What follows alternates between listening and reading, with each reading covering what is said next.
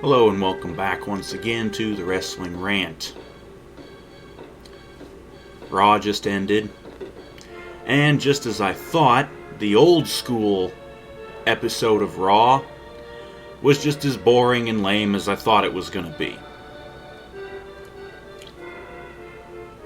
There was only like one or two good things about the show. We'll get to those in due time, but let's go ahead and go over it. This was the old school Raw from Monday, January 6th, 2014, from Baltimore, Maryland.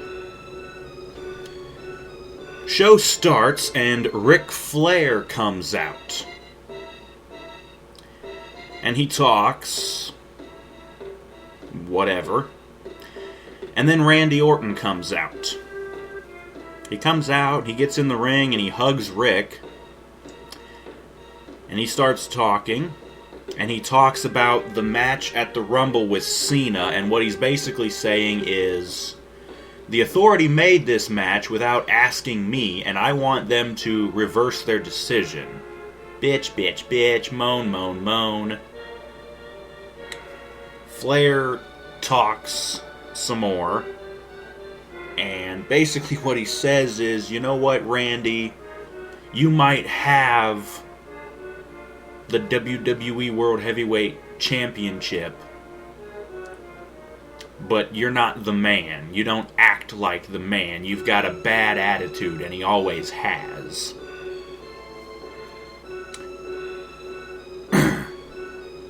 Randy gets mad, of course, and threatens Flair, says, if you don't get out of the ring, I'm going to beat you up, yada yada. Flair doesn't back down, he talks a little bit more. Randy threatens him again, and he's getting ready to fight Rick. Rick actually takes off his jacket, he's not backing down. But of course, out to be the big fucking hero is John Cena. He comes out and he hugs Flair. And he talks, and he's saying, you know what, Randy, if you want to fight, I'm here. I want to fight too, let's do this. And of course, Randy backs down like a fucking chicken shit and he leaves. And this is where we finally cut over. That segment ended, by the way. This is where we cut over to the commentary table, the old school table, with Michael Cole and JBL. No Jerry Lawler. They happen to mention the fact that Jerry was hospitalized earlier today. And I actually saw this on Facebook, I think, way before the show, because this happened way earlier in the day. But yeah, Jerry's not at the show yet, at least. They say he's there later, but whatever. He never gets on commentary. Not like that's a bad thing. But yeah, Lawler's not doing too good. They say that. And then they cut into a recap from last week of Bryan versus the Wyatts, the whole thing, each match, and then getting jumped by Harper and Rowan before Bray, and then he joins the Wyatts, basically.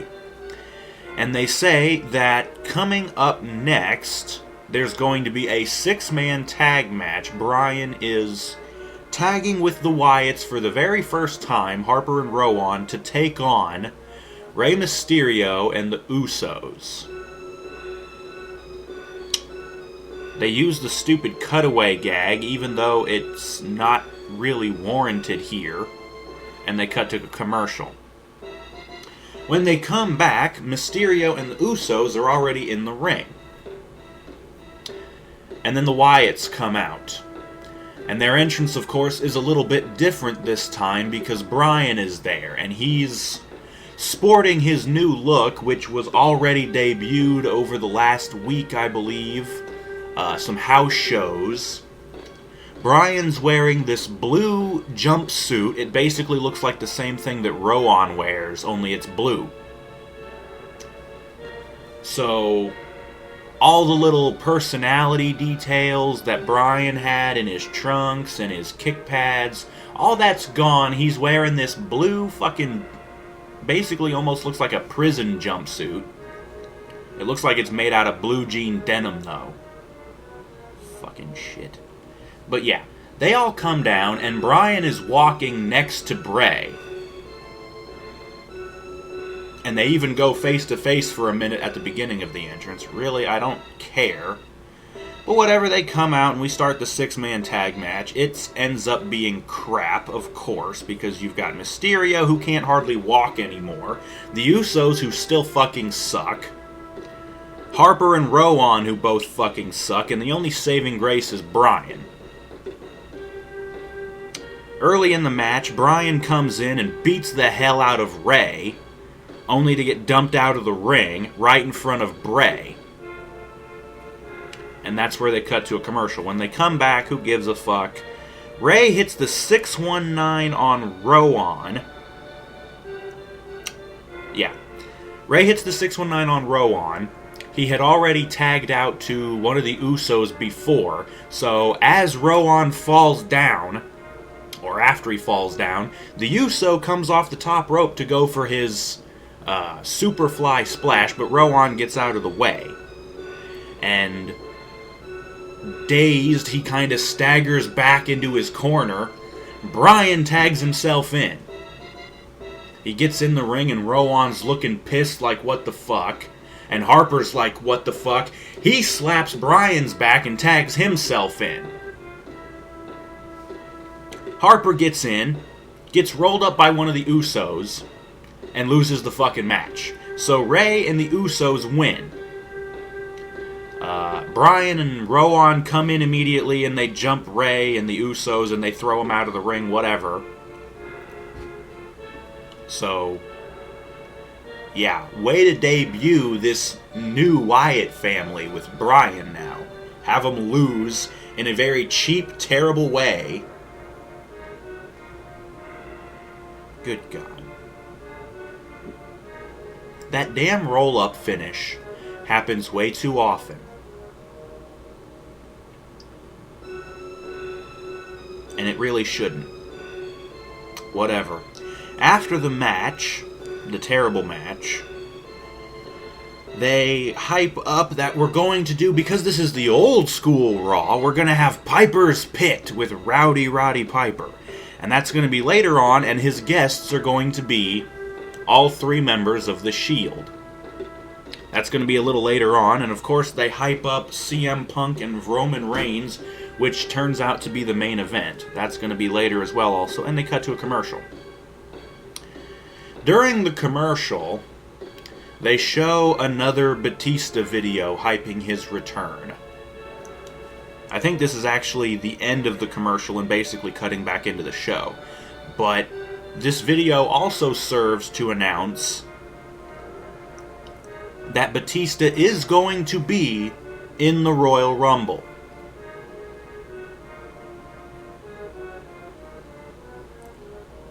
Great. Why? I don't know. He shouldn't be winning it, even if he is in the Rumble.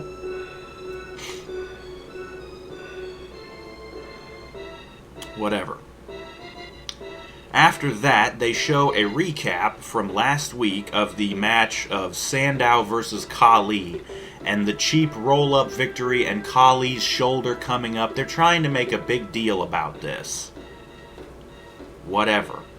We cut to the office, where Brad Maddox is talking to 3 Hall of Famers, Bob Backlund, Arn Anderson, and Sergeant Slaughter, who are all the 3 choices for another stupid goddamn app vote to be the special referee in a rematch between Sandow and Khali.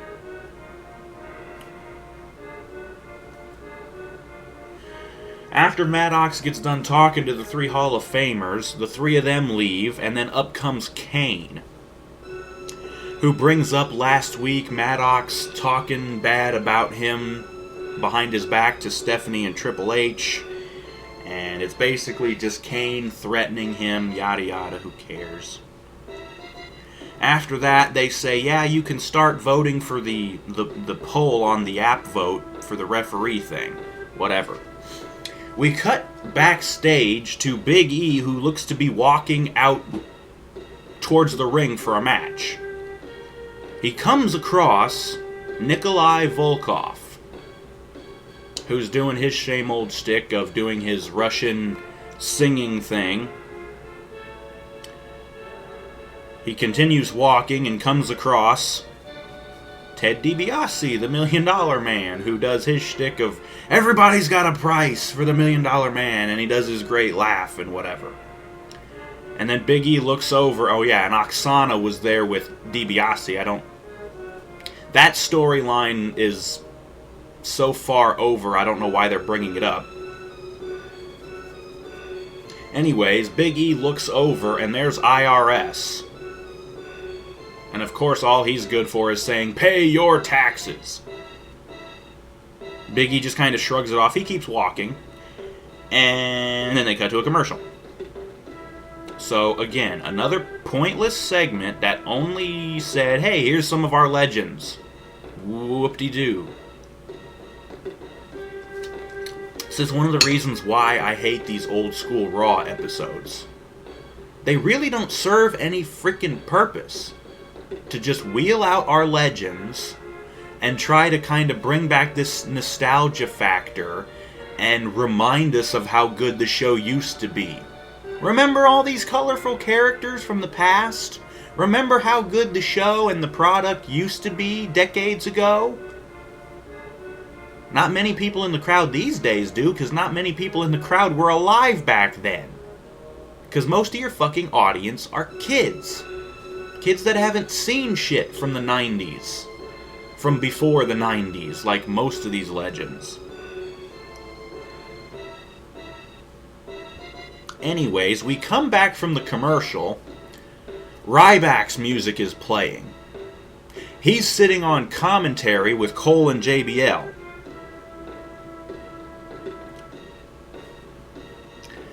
And he makes this lame joke about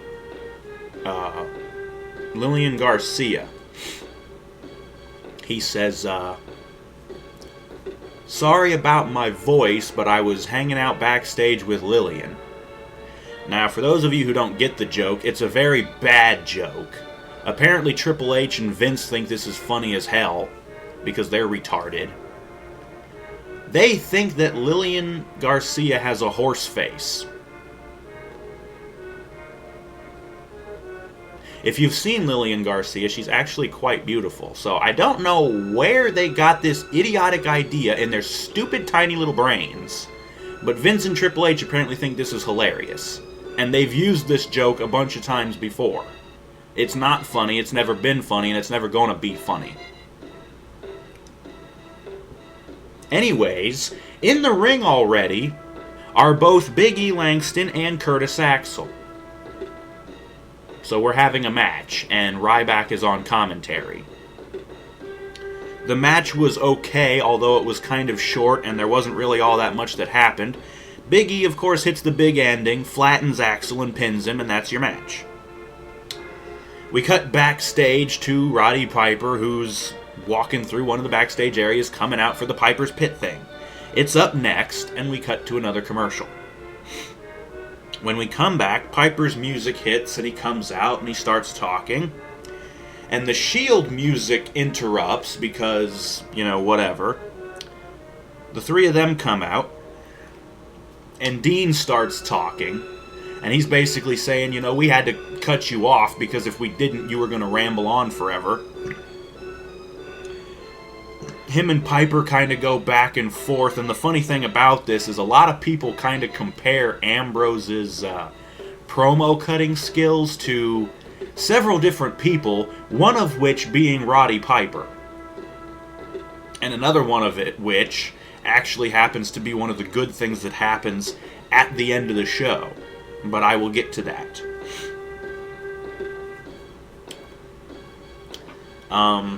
What Piper ends up saying is he starts talking about CM Punk. Dean, you've lost to Punk, and Rollins, you've lost to Punk. And then he gets over to Roman Reigns. There's a couple of stools sitting in the ring because it's Piper's Pits. Roman is the only one who's sitting on the stool, and he's just kind of keeping to himself, just kind of got his head down. He's not even giving a fuck, really. Rollins and Ambrose are both standing there. They're bitching at Piper. Piper finally comes over to Roman and he's like, what about you?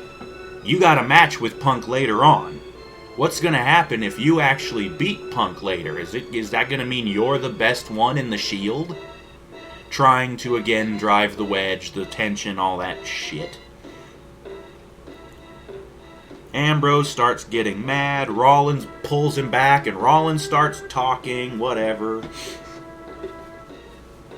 Alright, actually, that's where Piper tries to talk to Roman. And another thing that Piper did is, since Roman was sitting down, Piper kind of reached out and pinched his cheek, you know. So after that, Roman gets up and he says, don't ever touch me again or I'm going to break you in half. And at this point, the three members of the Shield look like they're going to beat up Piper. But I think Punk's music hits. He comes running out, strangely with the New Age Outlaws. Road Dogg and Billy Gunn. I don't know why. The three of them come out and they chase off the Shield.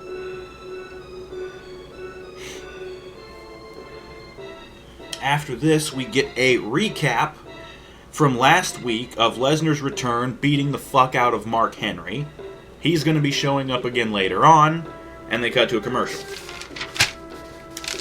When we come back from the commercial, Sin Hunico Kara is finishing his entrance. He does his little springboard off the ropes and gets his pyro, and I notice he's wearing a new purple outfit.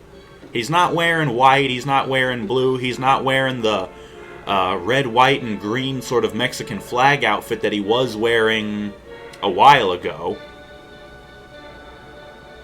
Which actually happens to come up, because after Sin Cara finishes his entrance, who else but Del Rio comes out, to no reaction, by the way. And they show a recap, because Del Rio's entrance is so fucking boring. They show a recap from last month when Sin Cara beat Del Rio, and then the week later when he beat him again. And so I'm thinking, okay, so we're going to have another match where Sin Cara wins. No. The match goes on for a bit. It was pretty fucking boring. I really don't give a rat's ass about Del Rio or Sin Cara. What ends up happening is Sin Cara gets Del Rio down. Or no, what happens is they're both up on the turnbuckle. Sin Cara was going for something, but Del Rio tried to catch him. Del Rio knocks him off, or Sin Cara knocks Del Rio off. Del Rio's right in the ring, right in position for the Swanton that Hunico's been using, since it's Hunico. Sin Cara goes for the Swanton, but Del Rio gets out of the way. And Sin Cara kind of rolls across the ring. Del Rio gets up, concussion kicks Sin Cara in the face, and then pins him. 1, 2, 3. Del Rio wins. Match is boring. The crowd doesn't react to Del Rio winning because they don't care. Del Rio gets a mic so he can bore us even more with talking. And this is where the dumbest fucking thing happens. Del Rio starts talking, and he makes mention of the fact that Batista is going to be in the Royal Rumble. Del Rio has the balls to say that he's going to eliminate Batista from the Royal Rumble. Right, like that's gonna fucking happen. I'm sorry, Del Rio, but even after beating Sin Cara tonight, you still look like shit after losing to him twice, 2 weeks in a row.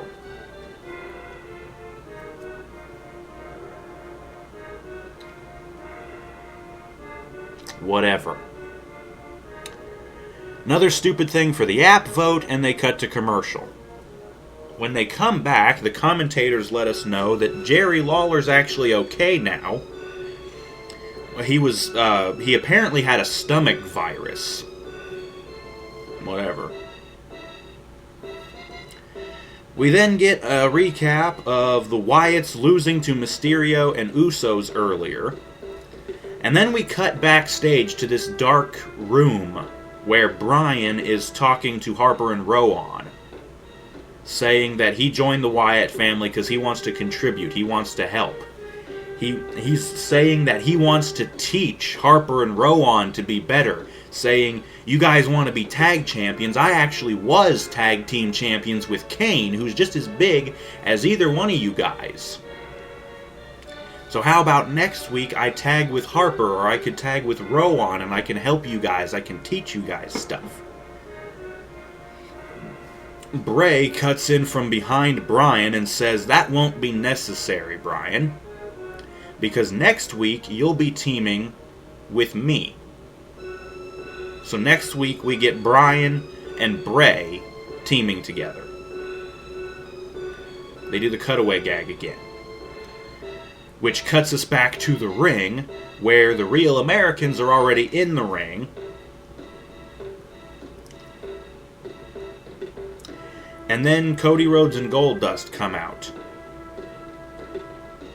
And we get another tag team match, which turns out to be decent. There was a We the People chant, which the commentators actually acknowledged.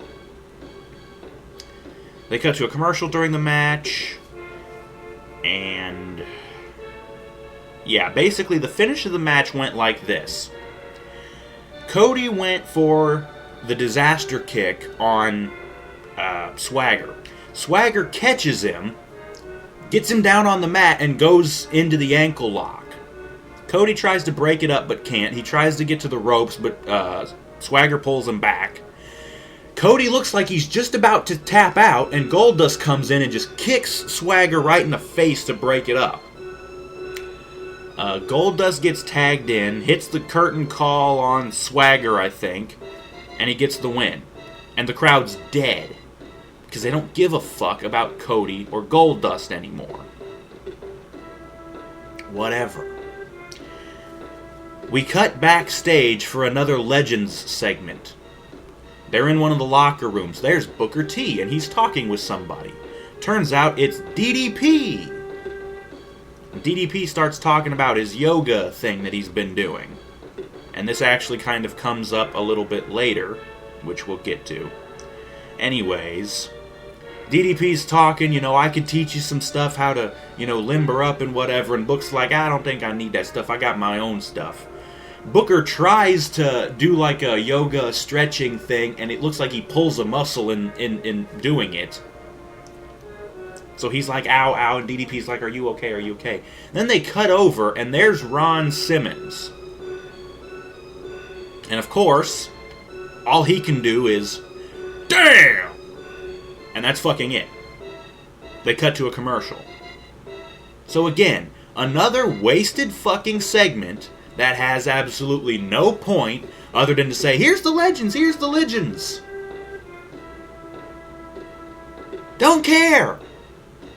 Modern stars, please. Young talent. For fuck's sake. We come back from the commercial and Damian Sandow's already in the ring.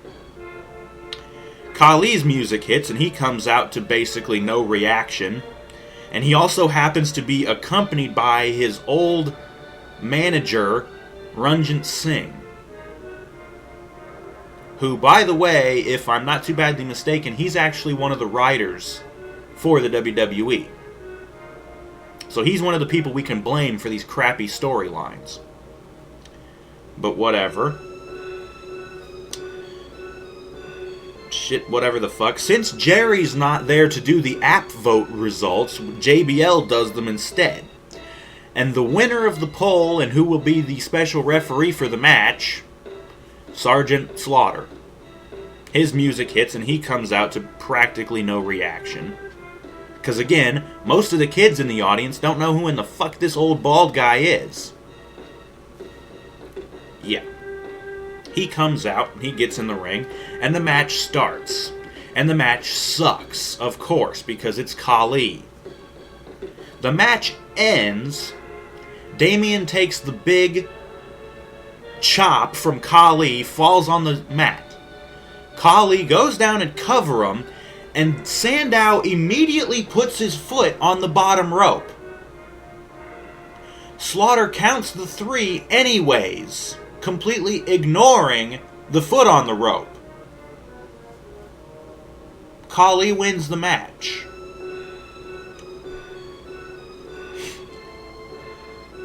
Khali's celebrating, Runjan's in there dancing, whatever the fuck. Damien finally gets up and he's arguing with Slaughter. Hey, I had my foot on the rope. And Slaughter's like, I don't care. I didn't see it or whatever.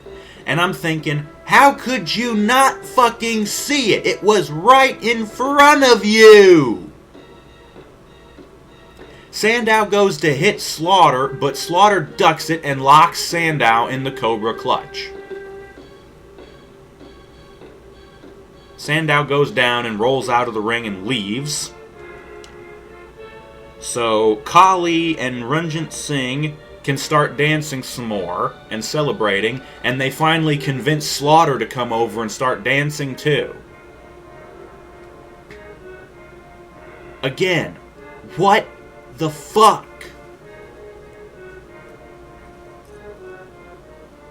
We cut backstage to Paul Heyman and Brock Lesnar, who are coming out for something up next. And they cut to a commercial. And at the end of the commercial, this kind of puzzled me. They finally play the intro video for the show. You know, the classic old school Raw intro, but with video clips of the new superstars and shit. They did this before for the last old school Raw, but they played it at the beginning of the show. This time, it wasn't at the beginning of the show, it came in now. Don't know what the fuck. But anyways, Brock's music hits and he comes out with Heyman to hardly any reaction. I keep saying that, and the reason for that is they're in Baltimore, which happens to be Ring of Honor's territory. I'm guessing this was either a Ring of Honor crowd and they weren't having any of this old school bullshit, or, you know, they just really didn't fucking care. You know? Whatever. Heyman and Brock get in the ring, and Heyman starts talking, of course. And he even says, my client wants me to tell all of you. And I'm like, yeah, he wants you to talk for him, because he can't talk for himself, because he's a retard. The crowd's dead this whole time, by the way. They don't give a fuck about Brock or Heyman anymore. Heyman's still talking. He says, Brock wants everybody to know that there's not a superstar in the back that can fuck with Brock, whatever the fuck.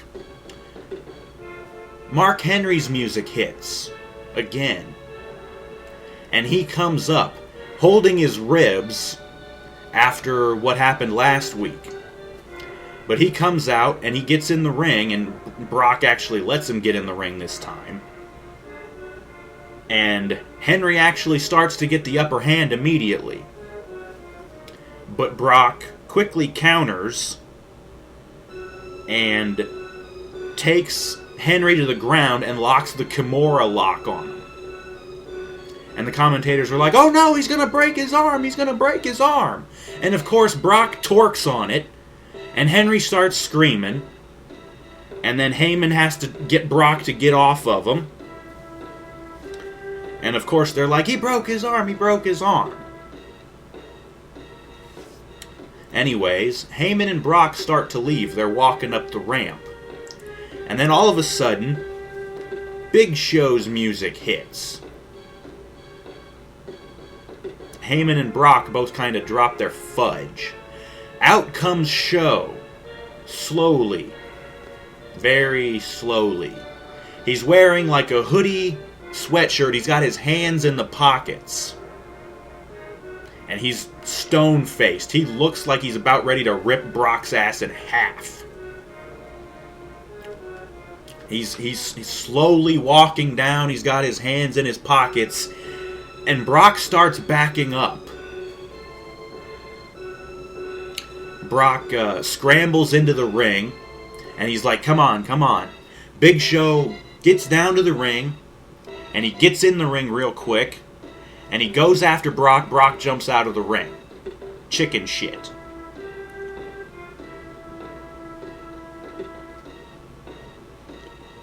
Brock and Heyman start looking like they're going to leave again, but Brock stops over by the side of the ring.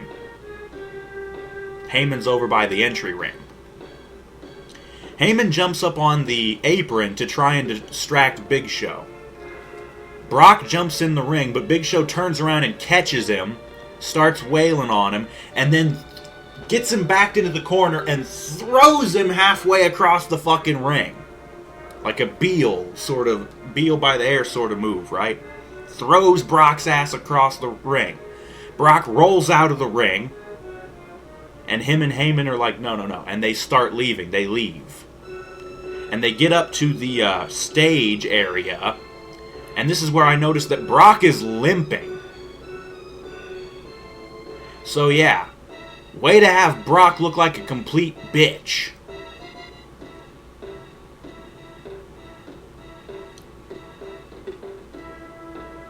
Whatever, moving on. We get another recap. This time of the opening segment, Flair and Randy talking, and then Cena coming out, yada yada, who gives a fuck. They hype up the Punk and Reigns match again for the main event, and they cut to a commercial. And when they come back, we get a replay of what just happened with Brock and Henry, and they say that because of the Kimura lock, Henry's elbow has been fractured and dislocated. So it doesn't break your arm anymore, it fractures and dislocates your elbow. Which actually makes more sense, because the way you crank the Kimura lock, you're not really breaking the arm. If anything, you would dislocate the elbow, but I don't know if the Kimura lock is an actual, like, MMA sort of move. I don't know how they torque on it in MMA, but Brock doesn't torque on it in any way that looks like it would hurt. He basically just bends your arm around your back and just kind of cranks on it, but it's like that's the natural way your elbow bends, so that wouldn't break your arm, it wouldn't dislocate your elbow, and it wouldn't fracture anything either. Again, I don't know how they do it in MMA, or if it even is used in MMA. But the way Brock does it, it doesn't look like it would hurt at all. So, whatever. And of course, with all the Henry and Brock shit, they also show Big Show chasing him off, whatever the fuck, who cares. The Bellas music hits. And out come the two of them to hardly any reaction. And Oksana and Alicia Fox are already in the ring. So we're going to have a Divas tag match. Do I even need to say that it sucked?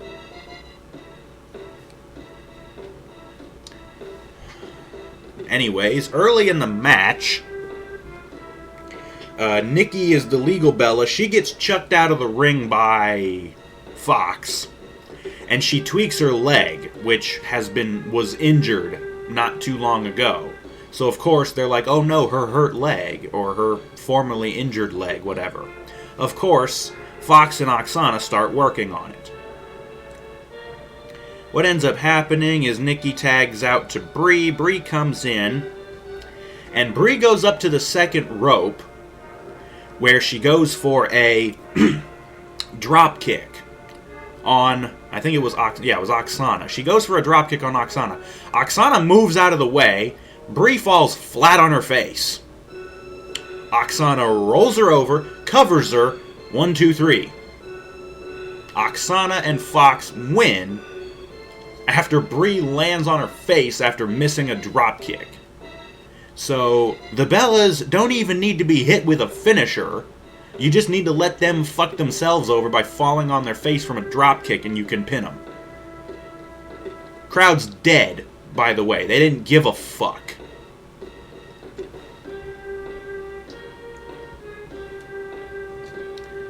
Cutting backstage, we see Scotty 2 Hotty, Grandmaster Sexay, and Rikishi getting ready to come out. Yeah, they're back. It's too cool. That's up next, and we cut to a commercial.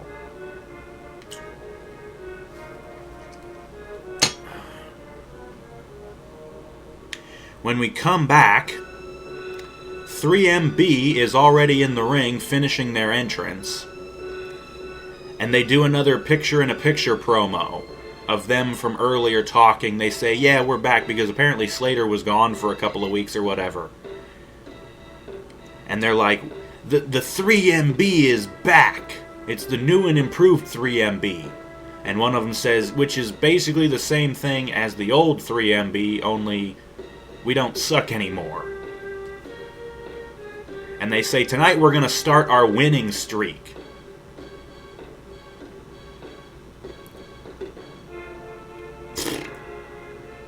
Yeah, no.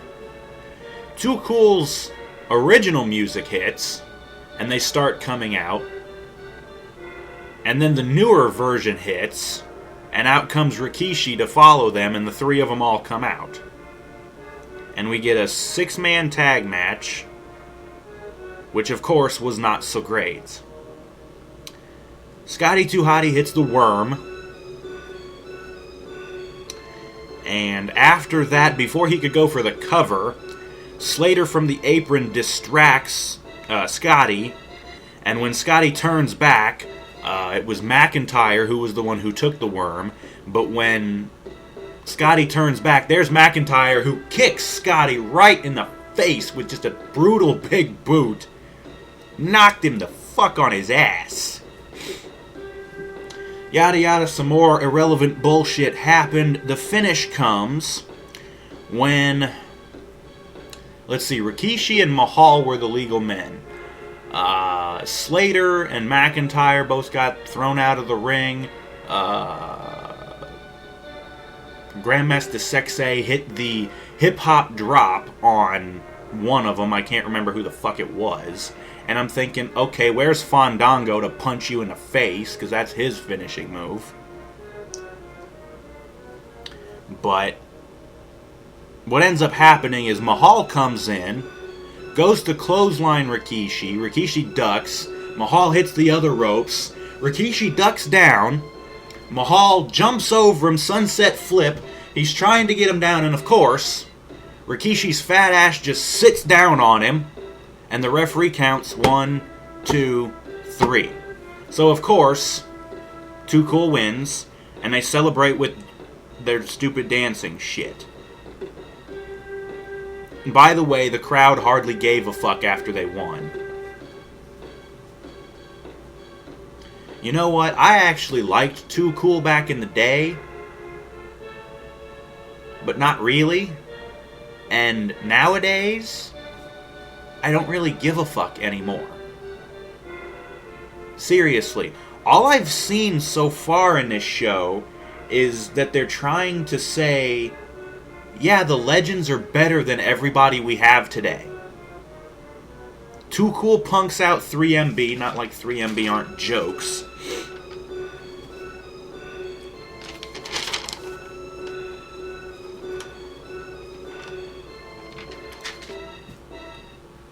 Fucking Sergeant Slaughter screws over Damien Sandow. Whatever. Anyways, after the match, they hype up Punk versus Reigns again, and they cut to another commercial. And when they come back, this is where they announce that the Usos are going to face Bray and Daniel Bryan next week on Raw. So there's that. We cut back to the ring where Justin Roberts announces, he says, ladies and gentlemen, please welcome back the Legends. And then the Godfather's music hits, who we haven't seen all night. So how can we welcome him back if he wasn't fucking here at all yet? The Godfather leads out the rest of the Legends, and they all come out to hardly any reaction, by the way. Each one of them gets introduced by Roberts. They get cheers, but whatever. And I'm thinking, what the fuck is the point of this? And of course, after they're all introduced and there's been, the moment of cheering and everything, Wade Barrett's music hits. And of course, his jackass raises up on his stupid raising platform in his podium. He starts banging his fucking gavel. Can we get some decorum here? I changed the fucking channel. So I'm not watching this shit anymore. I refuse to watch this stupid limey fuck try to have a worthwhile gimmick. He sucks. I'm not watching his ass. Finally, it ended after I fucking come back from the other channel. And Michael Cole even says that was awful. I agree with Michael Cole for once.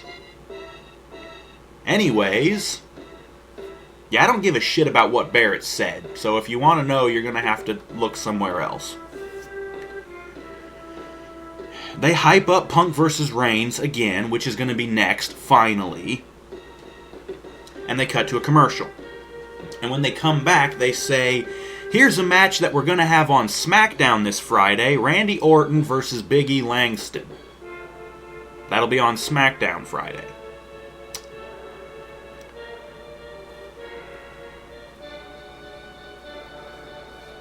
We cut back to the arena,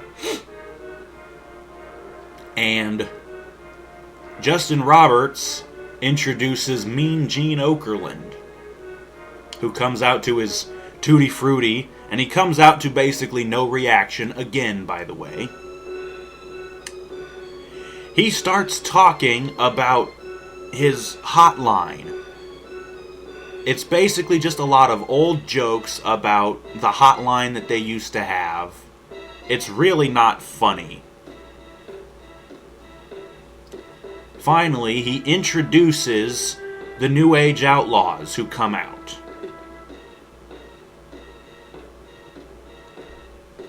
And they come out and they do their same old shtick, ladies and gentlemen, boys and girls, you know, all that shit. After they get done with that, they introduce CM Punk, who comes out. And then the Shield comes out. And of course it's time for Punk versus Reigns. The two of them still put on a good match. There was a commercial towards the beginning. Punk went for his big knee lift in the corner, but Roman catches him into a bear hug. And then he hits a Samoan drop on Punk, and they keep bringing up, oh, Punk's ribs are still hurt. Roman comes charging to go for the Superman punch, but Punk dodges it and gives Roman a roundhouse kick. Punk ends up going up to the top rope to go for the macho elbow, but Reigns grabs him and they fight on the top rope, and of course Punk fights him off, and he hits the macho elbow anyways. And all of a sudden, out on the outside of the ring, what happened was Ambrose jumped up on the apron. One of the New Age Outlaws yanked him down, and there's a big brawl happens between the Outlaws and Rollins and Ambrose. And they're fighting and whatever. Punk comes running. He dives out of the ring on top of Rollins with a suicide dive, wipes him the fuck out. Punk gets back in the ring and eats the Superman punch from Reigns. And Reigns only gets a 2 count off of that. And then Reigns looked like he's going for the spear. Punk jumps over him. Reigns hits into the turnbuckle in the corner. Punk rolls him up. Not small package, like a schoolboy roll up. Reigns is able to get out of it at 2, though. There was some more shenanigans. Ambrose jumped up on the apron again to distract Punk briefly. No, what happened was, I think it was after the roll up and after they got out, Reigns wound up in the corner again. Punk goes and he hits the high knee, and he's going to give Reigns the bulldog like he used to do off of the knee in the corner. But as he's running out of the corner to give him the bulldog, there's Ambrose on the apron. Reigns shoves Punk. Punk jumps up to hit Ambrose. I think he knocked Ambrose off the apron. But that was enough of a distraction. Punk turns around and gets speared to fucking hell by Reigns. Reigns gets the cover. 1, 2, 3. Reigns beats CM Punk and is now the only person of the Shield to beat Punk one-on-one. Shield is celebrating. Roman looks stunned. He's all lit up and stuff. Ambrose and Rollins come in the ring. They're looking down at Punk and they're like, yo, Roman, that was great and everything. And then all of a sudden, Jake the Snake Roberts' music hits. The crowd, I think they pretty much blew up because we haven't seen Jake in years. And this is what I was mentioning about DDP. DDP's yoga and stuff, he's been helping Jake. Jake had been addicted to drugs and pills and booze and everything. DDP helped him clean up and sober up, and the yoga really helped get him back into shape and stuff and feel better, and, you know, because everybody thought Jake was about ready to die. But DDP basically saved him. And DDP did the same thing for Scott Hall, too, who was nowhere on the show, which would have been the only thing that could have made this even better. But Jake comes out with his snake bag, of course, over his shoulder as always. And while he's coming out, Punk and the Outlaws jump in the ring from behind the Shield. The Shield's busy looking up at Roberts. They can't even believe it. Punk and the Outlaws come in, beat up on the Shield guys for a minute. Rollins gets thrown out of the ring. Reigns gets thrown out of the ring. Ambrose ends up on Punk's shoulders, a brief airplane spin, and then Punk hits the GTS on Ambrose. And Ambrose goes down flat on his back. Jake gets in the ring finally. Or no, he was pretty much already in the ring. He basically threw the snake bag into the ring to kind of distract the Shield guys before the beating and the whatever. But Jake gets in the ring finally, and he picks up the snake bag and he dumps the snake out. And there's the snake. He picks it up and he puts it right on Ambrose's chest. And I noticed the look on Dean's face. He looks like he was smiling. I don't know if he's a big fan of Jake or if he just couldn't keep a straight face during this, because nobody's going to get bit by the fucking snake. They're either defanged or they don't have fangs to begin with. Dean had to turn his head in the other direction from the camera just to cover that he was smiling. Rollins and Reigns, of course, they get chased off.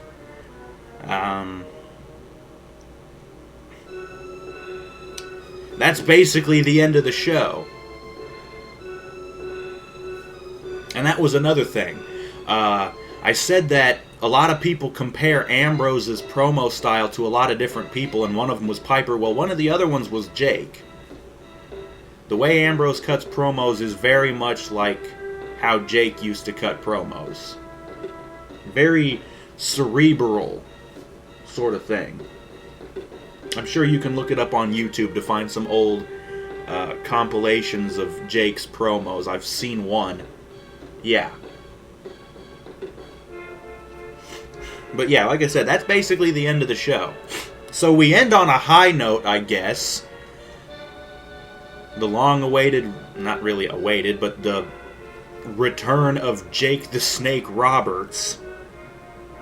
He looked to be in great shape, honestly. I mean, his hair was a lot shorter. He used to have really long hair. Now it's short, and he's got a bald spot going, but, you know, whatever. He looked, he looked like he was all there, which the last time he was on Raw, he didn't really look to be all there, and he's been in bad shape for a while. But yeah, the whole thing with DDP and the yoga really helped him out. And I'm happy to see the guy looking so much better. I really am. And I'm really happy for Scott Hall, too, because everybody thought he was beyond repair. But DDP and Jake, they helped him out, too, and it's great. But yeah, so the show kind of ends on a high note, but the rest of the show still really wasn't that good. I mean, the match with Punk and Reigns was good, but like every other match was either flat out crap or just not so great. I'll go over the matches one more time. You had the opening 6-man tag, Mysterio and the Usos get one over Harper, Rowan, and Bryan. The match really wasn't that good, but that's mostly because Harper and Rowan were in the match for most of it, and Bryan was hardly there. And they also screwed themselves by not letting Bryan, when he tagged in, he looks like he was rearing back to go for the super knee to finish off, I think it was one of the Usos, but then Harper had to tag himself in and fuck everything up. You had Big E and Axel, which was okay, but it just wasn't that long, and Axel's just boring, and Ryback being on commentary. Yeah. And then you had the yawn-inducing match of Sin Cara and Del Rio. Let's retire this feud. Can we not have Del Rio and Sin Cara ever again? Del Rio's boring as fuck. Sin Cara would be fine if we had like a cruiserweight division. You could have Sin Cara, and you could have Mysterio, and you could have Evan Bourne return and be part of it, and you could probably throw Kurt Hawkins in there. There are a lot of guys that would do well to have a cruiserweight a cruiserweight title to fight for. Excuse me. Right. But that match was boring. And then you had the Real Americans versus Cody Rhodes and Goldust, which was decent, I guess. And then you had the rematch of Khali and Sandow, which was shit. Again, it was short, it was boring, and Khali winning. Especially considering Sandow obviously had his foot on the ropes from before the count even started. Like, as soon as Khali covered him, his foot went right on the ropes.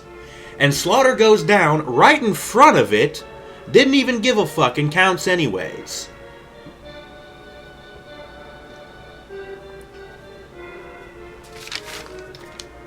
And then we had the Bellas losing to Oksana and Fox, which of course was crap. Where the fuck was AJ? Why the fuck wasn't she on this show? It really would have been nice. Where was Dolph Ziggler? Did they not want to be a part of this crap? I can't blame them, but like, were they at a house show in Canada like the dumb shit last week? I don't know. But anyways, after that crappy Divas tag match, we had 3MB losing to Too Cool. Whatever. And then Punk and Reigns was good, but whatever. So yeah, there's your recap of Monday Night Raw, the old school Raw, from January 6, 2014 in Baltimore, Maryland. Oh right, and there was one other thing that I wanted to mention. Early on in the show, they happened to mention that Monday Night Raw is debuting tonight live on J Sports Network, which is in Japan. I can only imagine the show's not going to get very good ratings because Japanese crowds actually respect real wrestling. This is not real wrestling. This is crap. In fact, the crowd being dead quiet almost all night is almost like a Japanese crowd. If you don't know, Japanese crowds are very quiet for wrestling as well. You know, they don't make a lot of noise. They don't do stupid chants. I mean, they do some chants, but only the crowds in Japan respect wrestling. It's like a tradition over in Japan is pro wrestling. You know, I would really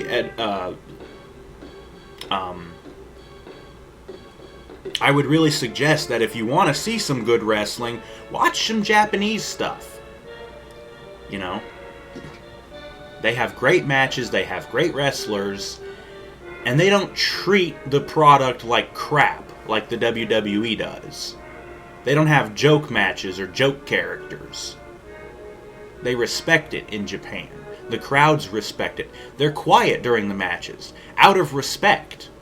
And the only time they clap or do anything, they'll clap after a good, like a good spot or a good, like, back and forth sort of thing. You know, they'll clap after a good performance, and of course they'll clap after the match. You know, but they don't do a lot of stupid cheers. You know, they cheer for people when they're supposed to. When the underdog is making a comeback, they'll start cheering for him. They'll start chanting his name. And, you know, but that's about it. But they respect it. But anyways, as I said before, that was Raw. It really wasn't that good up until Jake decided to come out at the end.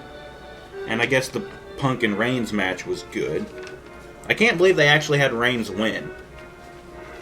I kind of figured that Punk would get a lame win after Ambrose botched interference, like with Rollins last week. But anyways, yeah, that was Raw once again from January 6, 2014, Baltimore, Maryland. The show really was not that good. I didn't think it was going to be. Really getting tired of this shit. And I'm really getting tired of wasting 3 hours of my life every Monday watching this crap. So, that's going to be it for the show, the Wrestling Rant tonight. So, thank you for watching. Please stay tuned for the next episode, and we will see you then for that.